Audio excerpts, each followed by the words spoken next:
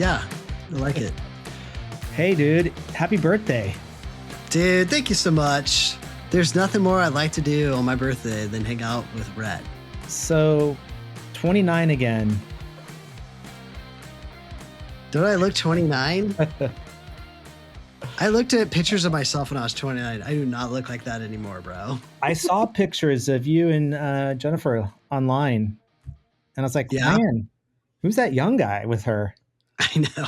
I don't know what happened to me, bro. Just I Well, looked in the mirror one day. I know since it's your birthday, I'm catching you off from surfing. I'm just getting you off like the waves here, right? You're like just rolled Yeah, in from the beach. sad news. I surf every Monday, guys, and like it's like come hell or high water, we're there. And today there was no waves. Ah, So instead, I had to walk the beach with my buddies. And then while we were walking the beach, we came across a seal, which was really fun. Just beached on the side. He just hanging out. He had his arm up in the air waving to us. It was awesome. So, oh, by yeah. the way, Lance, this is episode 47 of the RT Dialogue. We're at 47? Yep, 47. They said it couldn't be done. We wanted to talk about, we want to take a little bit of pivot from what we normally talk about Yeah. on this podcast. You and I are just going to be bantering here. Hopefully it's more helpful than just banter. Yeah. And that is, we're not going to get into the weeds today totally, because we probably need like a 4-hour episode, and we need other people on as well. But one of the things that comes up a lot in our community is just around practice building. Yeah. And I think a lot of it is around like networking and how you network. Now, I'm in a private practice. It's just me. I have colleagues around me, but that's my own practice. Mm-hmm. I've also been in like a group practice where we're all private, but we're like in a group practice. Did that for a lot of years. Been in community mental health, but I'm in private now. And you have a big group practice. I mean, it's a good size. I want to call it big. Okay, good size. It's like a good size. How many areas?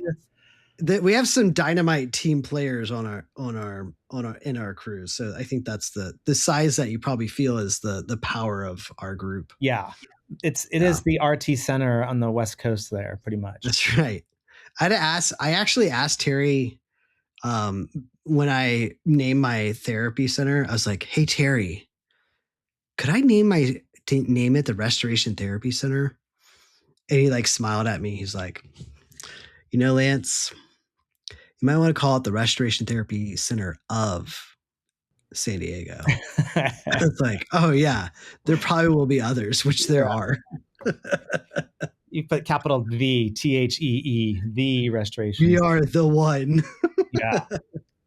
So I thought it'd be helpful to talk about, and again, you and I are not the be all end all here on this, but we've been doing this for a while. We're pretty plugged in a lot of areas. We've also picked a lot of people's brains to get to certain places where we're at. And so I thought it'd be helpful just for a bit to discuss, like, how does one go about thinking about like building a network, or what a network is if they're in practice, whether that's private practice, group practice, community mental health, right? Because we're all dependent upon these networks that we foster. Yeah. Yeah. I think it's a good thing to kind of discuss today. I think there's a lot of ways to do it. And there's things that I've done along the way that I've done like little, and things that I've done a lot.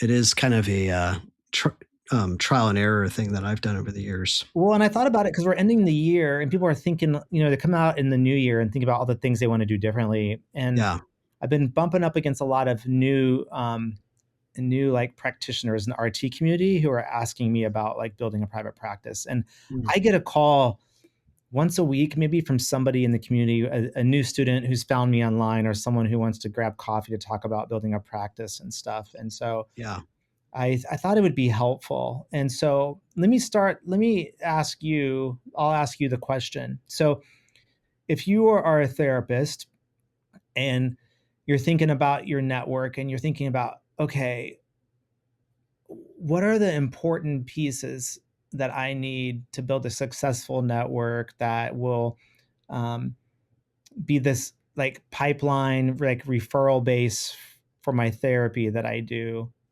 Um, Yeah. what would you tell them? Like, what are the important pieces to think about? That could be the people or just the Yeah. different components. Like, what would you say? I mean, I think the first thing is this is one of the things I think is really important for a therapist is to kind of figure out what do you want to be about, you know? What is that thing that you really care about when it comes to therapy? We know like this is the RT dialogue. So we know everybody, hopefully, or maybe there's some interest people. I'm guessing if you made it 47 episodes in, um, you're probably in it a little bit deeper. But outside of restoration therapy, like what are the things that you're passionate about?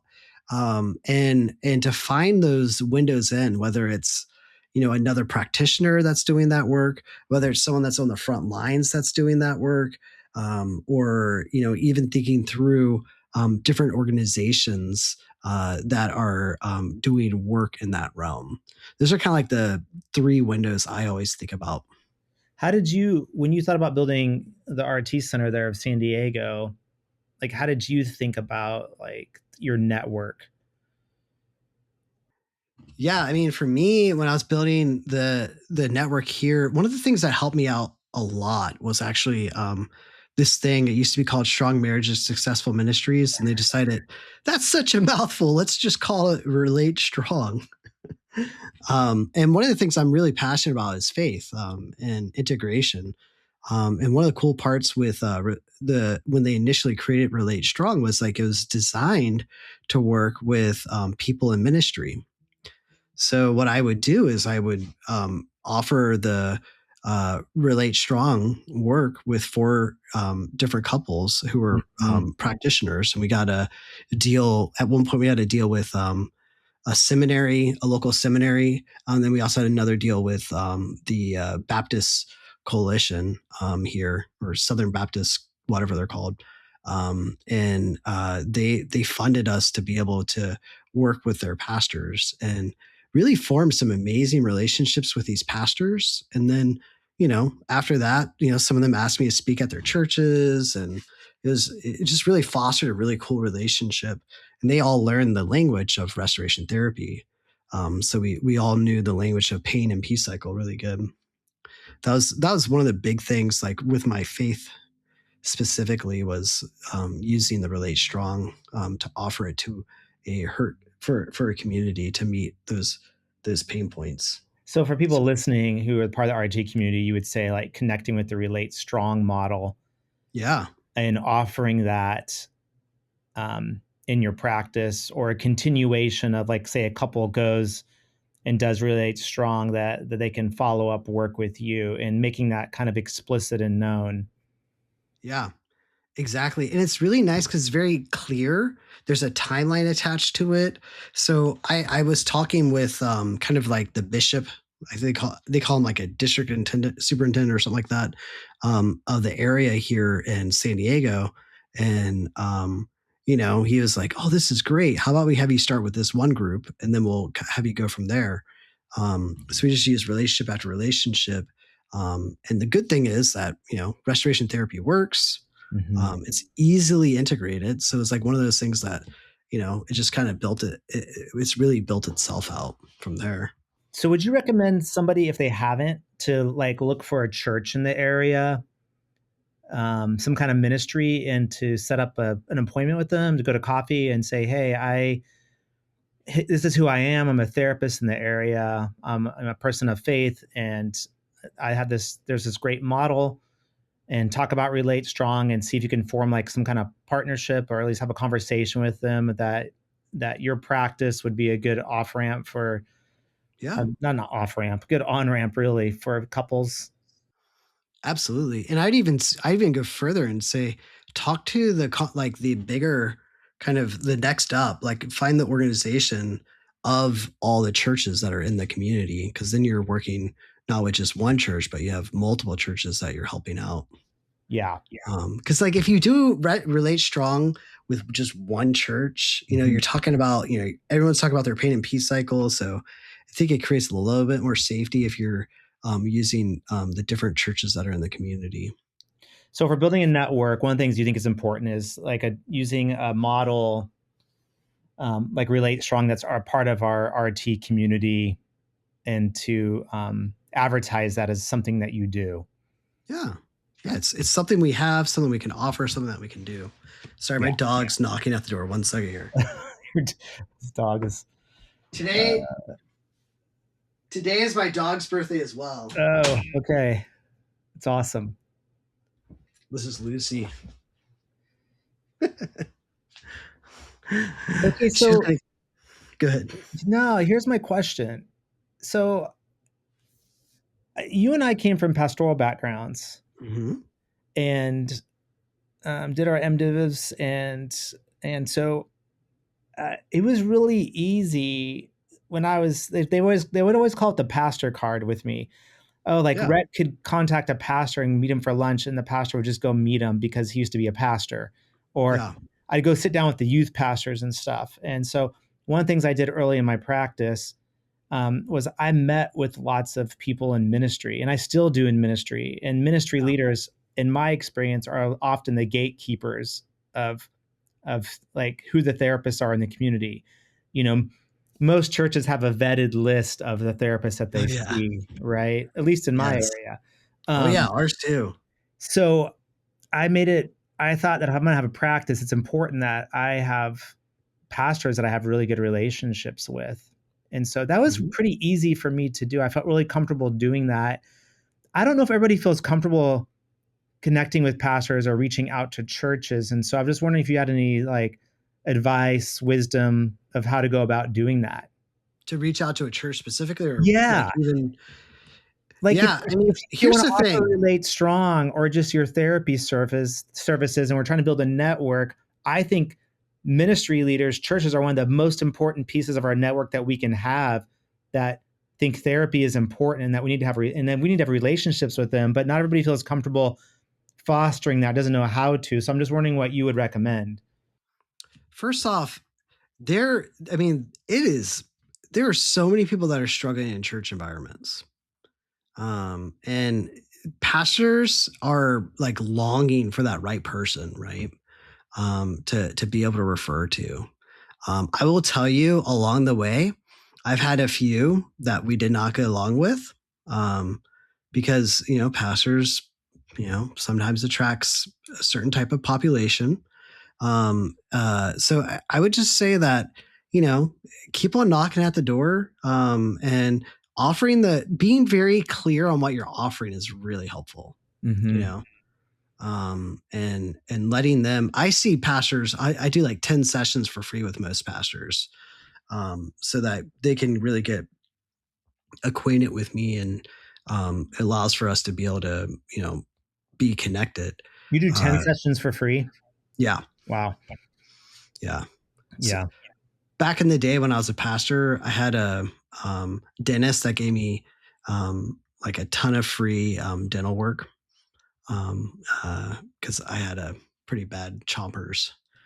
So you're like paying it forward. Yeah. Yeah. Yeah. I also, not with every pastor, but I do a discounted rate for certain communities of pastors and stuff and people that I work with. Because at any given time, I can have about 20 pastors on my therapy like current list, not every week, but on my like list that sees itself through in that month usually. And so got to charge something sometimes, otherwise my doors might close. Well, they end up being like your big referral source. They do. They do. I would say my estimate is, and this is kind of, I haven't pulled all the numbers up, but I would say at least a third or more of my clients come directly from the churches that I have relationships with, probably more. Yeah. And you think about how much people pour into like, writing blogs and doing stuff like that, like where you're like, it's kind of like this hidden work. But the minute you're connecting with, people in the street, that has so much more payoff. So being able to do that, and really developing those relationships. I'm not dogging blogs. I'm just saying, like, you're spending your time with people in the community, generally pays back a lot better. Yeah. I mean, and I wrote a blog starting in like '03 to not 2003 to 2022 maybe. And Yeah. it led to a lot of in-person relationships, but like yeah, boots on the ground, face to face is the most critical. And when people are thinking about somebody in crisis, they're remembering the lunch they had with you or the coffee they had with you, not some article that they read that you posted or some social media, I think, post that you posted. So Yeah. if we're building a network, I guess you and I are keying in on the fact that ministry leaders, people in the faith community are really important, and that we have a model both with Relate Strong and restoration therapy in general and the integration pieces that are so critical as we think about our practices. Is that fair to say? Yeah, I definitely say that. I'll tell you one of the things that Terry told me back in the day when I was starting my own practice, which is 10 years ago. Um, uh, when I went out on my own, Terry said, "Look, here's the deal. If you want to be successful, you need 60 to 80 people singing your good name. Mm-hmm. And if you have 60, 80 people singing your good name, then you can really build a client load." Yeah. And I find that, with my associates and the team I grow up that I'm growing, that, getting their name out there in that way makes a big difference. And if you're talking to a church like that gives you that much wider of a net where people can hear your good name. Yeah. I started in 2010 is when I went out on my own officially. And people told me it would take probably 3 years. And it took about 2 to 3 years of just kind of Yeah. getting the name out there, you know. Um, who else would you say when you think about network, who are the Yeah. people that you think should be a part of that network? Yeah, I always think about, like, what are you passionate about, One of the other areas I was really passionate about was helping people that served in the military, right? So I worked at the San Diego Vet Center back in the day. That was this for this agency that was connected with the VA, but outside the VA, that Mhm. helped people who had been, in armed conflict, or who had been a victim of military sexual trauma. And so I was connected with those people, and then I got connected on base, and I would do little things on base. I did like a premarital class for the chaplains on base. It's just kind of like really getting to know people, and then just saying, "Hey, I love to help, and I'm here to help." So I would go on base, and I teach people about their pain and peace cycles, as a part of their premarital course. So just finding, it's all about, what do I like? If you're into, addictions, connect with all your local AA groups, connect with your um, rehab centers, offer your services to come in and speak just for like one session here or there. So you find your thing that you love, and then you go from there. If you like, if you like sports, right? We talk Yeah. about this beforehand. Go talk to, the local ads, that are in your area, the athletic directors, at the local high schools, or go talk to the big sports team. Like, you just kind of like, you're slowly just knocking on those doors, and you're gonna get no, but it only takes a few yeses before things start really blossoming. Yeah, no, I that's a good segue. I like sports, and so I started recognizing that my sports chiro guy, kind of PT guy who kept me on my feet all these years, who I still work with, that everybody tells him everything when they're on his table. Yeah. And so him and I started like forming a friendship around that, and he started referring people to me, and I get quite a few referrals from my sports chiro guy, um, because people are on his table and they're in pain Yeah. and they usually talk, and so that had me start thinking down the road of who are the other people in the community that are who people talk to a lot, who therapists don't often think about as referral networks. And I realized, people who cut hair, who do hair, are Yeah. therapists often who refer. So I started talking to people and having a friendship with some different people in the community who do hair, and all of a sudden referrals start rolling in from them because someone's in their chair for an hour, 2 hours, 3 hours. Same with like a massage therapist and stuff. So I started thinking about who are the people, Realtors. huh? Realtors. Realtors, yeah, people in the community who therapists often don't hit up because everybody hits up other therapists. Which is Or good. We should do yes, that. yes, or psychiatrists, which is good too, or doctors and Mhm. stuff.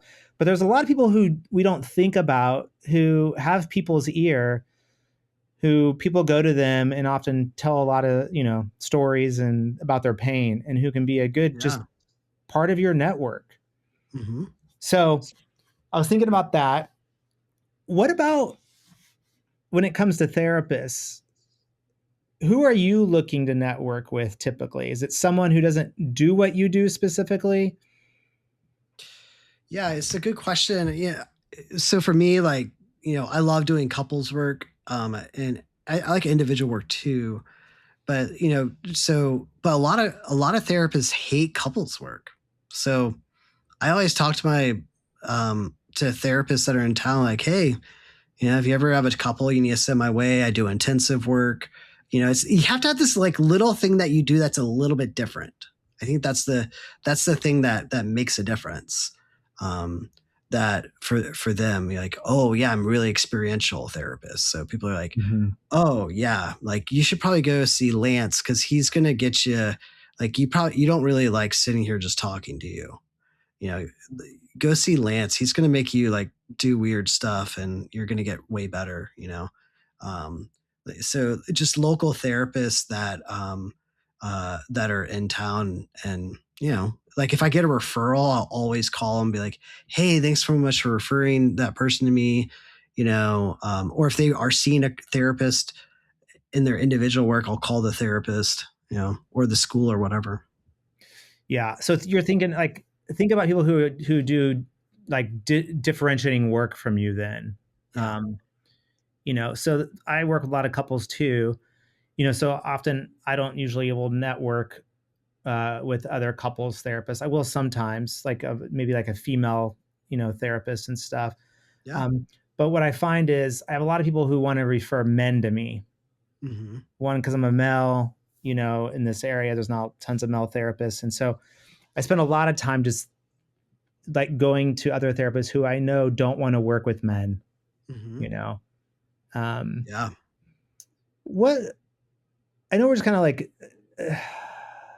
thinking out loud here, but someone once told me Rhett, do you ever talk to him about this? for people who aren't watching, Lance is holding up my book, What It Means to Be a Man. Yeah. I wrote that book because I wanted something short that a guy could read and get It's through. so good. um, yeah, Sorry to people, mess with you. no, I had someone tell me one time, like a mentor, hey, you can build a successful practice with three, like three referral networks, Yeah. like a pastor or a church refers to you a lot, a psychiatrist refers to you a lot, and then like another therapist refers to you a lot. And when they first told me that, I was like, really? And I've actually found it to be true Yeah. that when I go through my list at the end of the year of who referred to me, it's pretty strongly a core group of people. Yeah. Now, are you private pay or are you I'm insurance? I'm private pay. Yeah.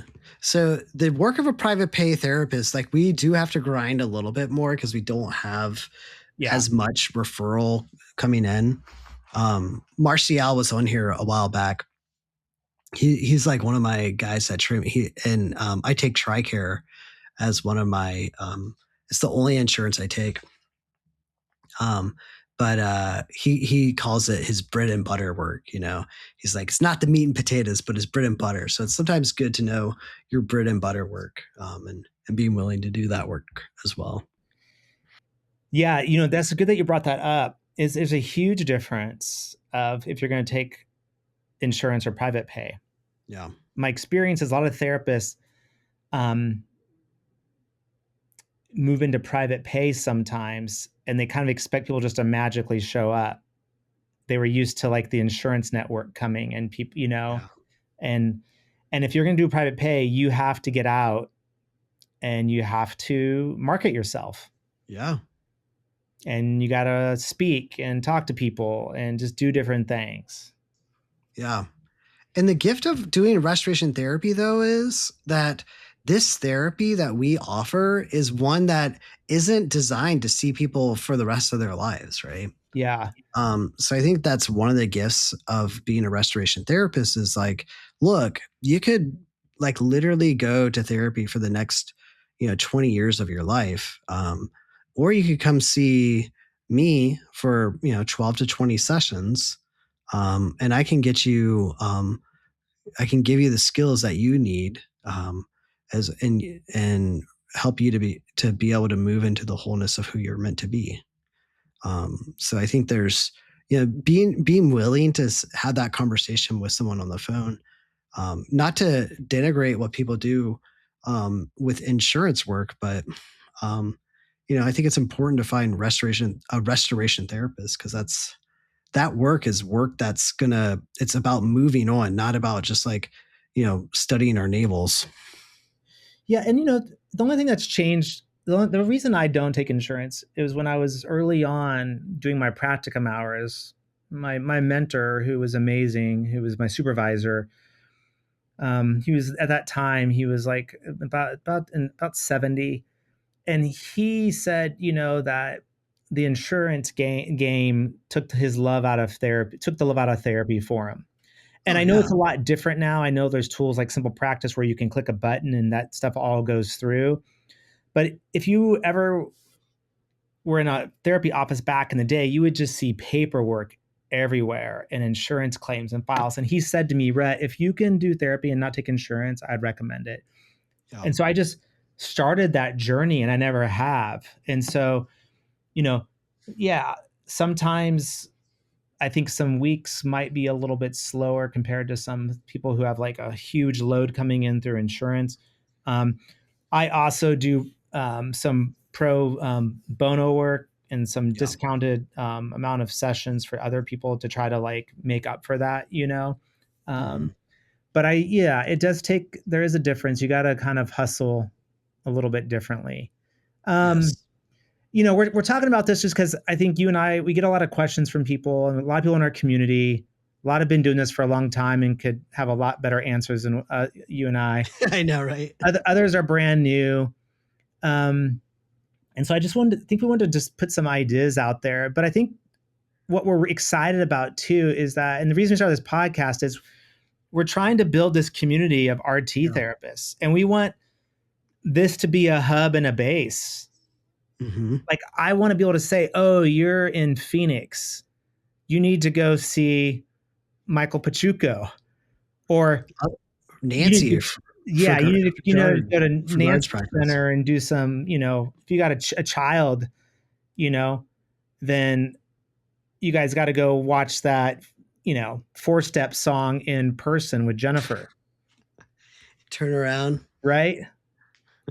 And so I think that was our hope in trying to like network and meet people this year is like, who are the people in different states Yeah. that are RT therapists, and that this can be a hub and a big network piece to help spread our RT love. Yeah. I mean, there's a lot of amazing people that we get to connect with. We've only gotten the very surface too. There's so many more, Yeah. that we're looking forward to. But that's next season. Da Yeah. da da. Yeah. Is there anything else you want to just say about a therapy network? People listening, something for 2026, like a piece of advice or encouragement that you would give them of like, hey, think about this in 2026 if you want to foster your network or build a new network or connect to a network. Yeah. I mean, I think the big thing to me is to really slow down and think about who needs help, and who you're passionate about, to really get into that, heart. We were just at a conference. The Buchner quote that Megan put up there on Yeah, about calling. yeah, like our calling, like to really lean into your calling about, where our deep passion is. It our passion? The place God calls you to is the place where your deep gladness and the There world's it is. deep hunger meet. Yeah. I would really encourage people to sit with that. Let me read that again. The place Yes. God calls you to is the place where your deep gladness and the world's deep hunger meet. Yeah. So it's the intersection of what where you feel glad. I would call that joy almost, Yeah. and the world's needs meet. Like where's the intersection of what you're excited to do and where people are hurting. Yeah. Yeah. And, for Jennifer and I, like when we were like really praying about this, in our usness, we came up with these three words: healing, hope, and freedom. And that was like the big, like that's our true north. We always lean into things where healing, hope, and freedom are engaged. Hmm.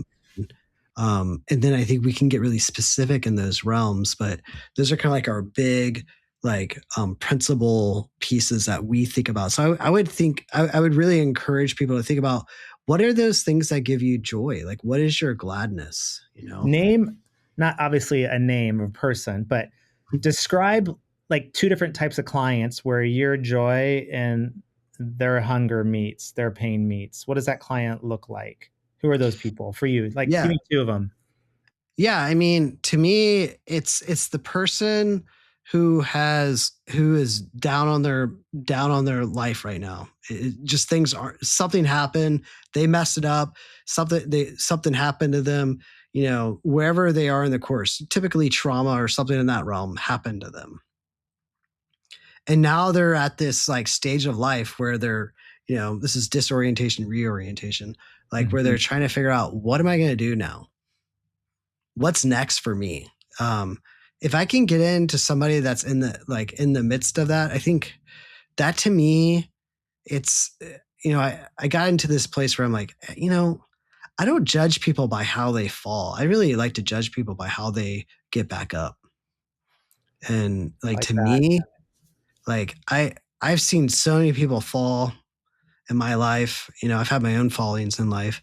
But to me, it's all about like, how do you get back up? And that's that thing that gives me joy, is like, I'm like, Rocky, it's like, Yeah. he's getting back up. Um, so that would be for me. What would you say, Rhett? Yeah. And it kind of changes that. Yeah. I'm picturing a lot of different people, but one is a male who is just lost in life. And I'm thinking more typically a person who's been successful and that success is not all that they thought it would be, Mm, or they're moving into not retirement necessarily, but a different identity, and their identity has been wrapped up in what they can accomplish and what they do and how they yeah. perform. And to meet them in that place of, you used the word earlier, but of disorientation, of life has Yeah. been oriented this way. Now I'm disoriented, and to be able to step into that disorientation with them and help them to find new orientation, like I get really excited about that.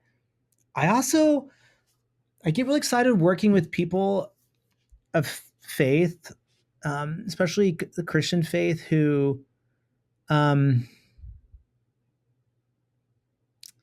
how do I put this in words, like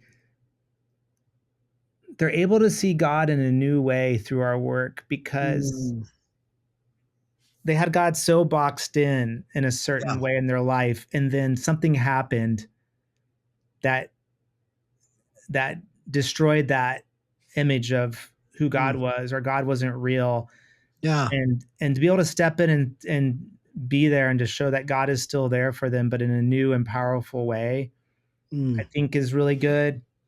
I like I like challenging pastors and yeah. people who are in leadership who come in with some theological ideas and it's causing harm in their life, and I like to kind of challenge them in a loving way to see things differently. Like those things excite me. I love that too. That reminds me, you're like Soong Chan Ra. You know who that is? Yeah.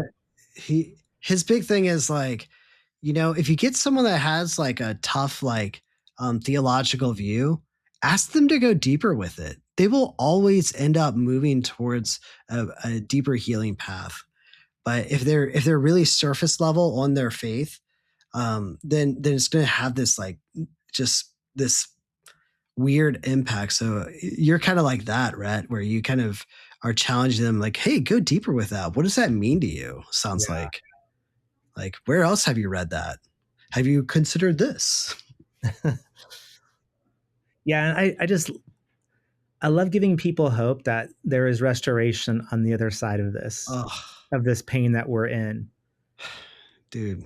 You know, been there myself, and I'm just, it's like to be able to enter that space of people, and that excited that we have a model that that offers restoration and deep forgiveness and healing is easy to sell, right?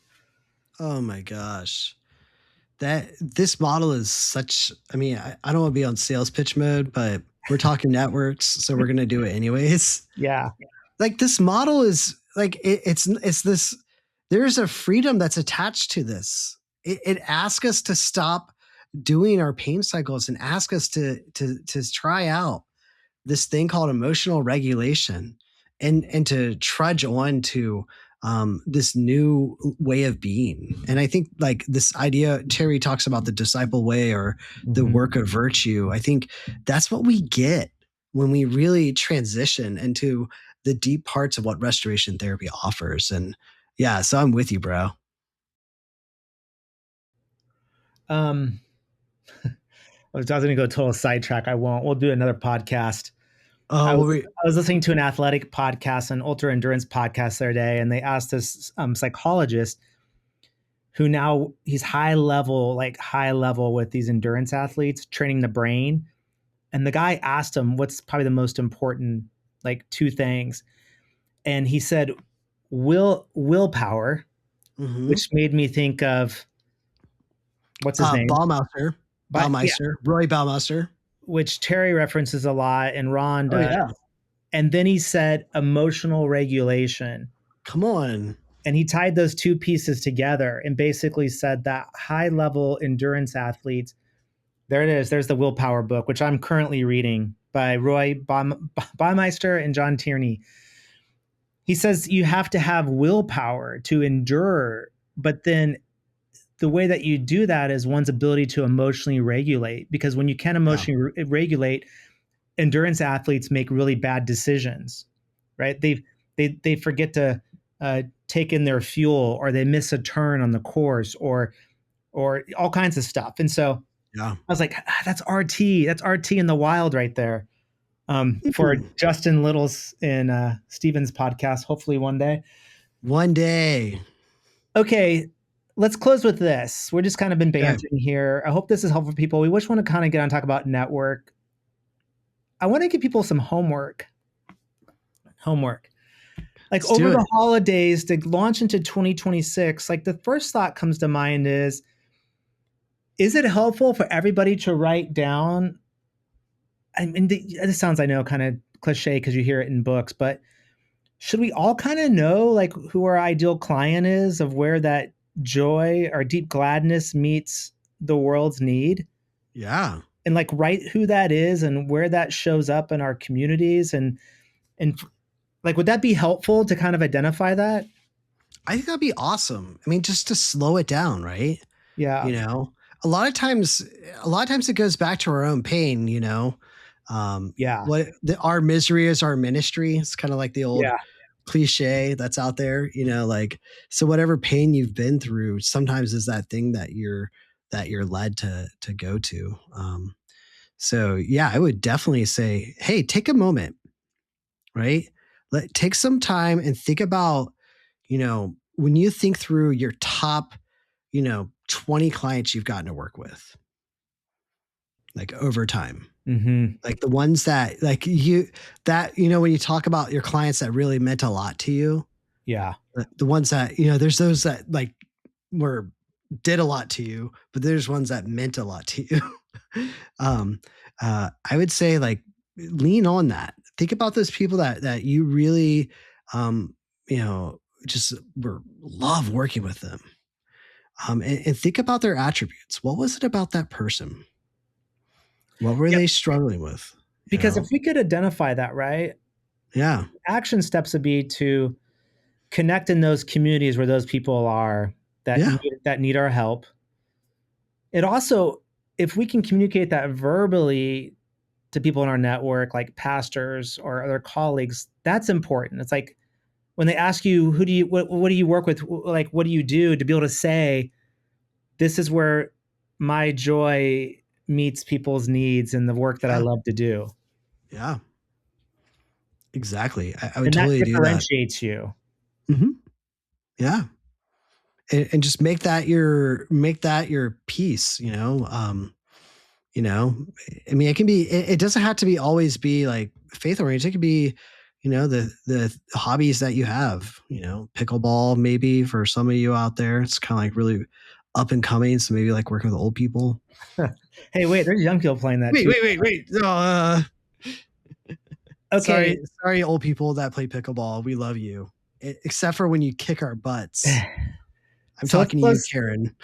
let's close with this question you're gonna have to answer. Okay. I got to answer one too. Okay.